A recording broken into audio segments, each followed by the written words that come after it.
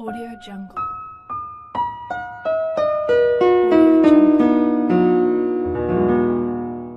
A cruel dog owner deliberately froze his loyal pet to death by pouring cold water over the animal and putting it outside in the -32°C cold in Russia.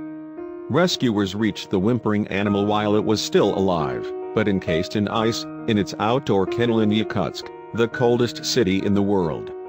Heartbreaking images show the female white dog, eyes still open and frightened, pathetically waving its paw pleading for relief. The rest of the pet's body was frozen solid to the iced ground on the coldest night of the Russian winter.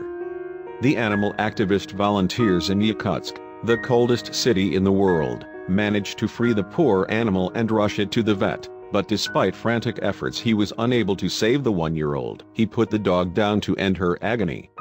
A female volunteer said, "The eyes, I will never forget them. Did you ever see a man who wanted to live but who was already dying? The dog had exactly the same eyes, understanding everything, just unable to explain." The activists have demanded action against the owner, with a petition signed by 10,000 Russians. "It's one thing is when your dog dies, but this man has many children," said a volunteer. "Today he let his dog die next to his house, and tomorrow the same may happen to his children."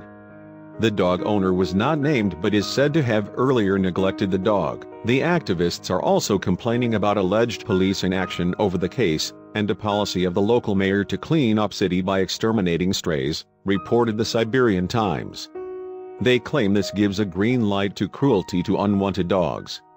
Now an MP in Moscow, Sergei Boyarsky, has taken up the case calling for the owner's prosecution.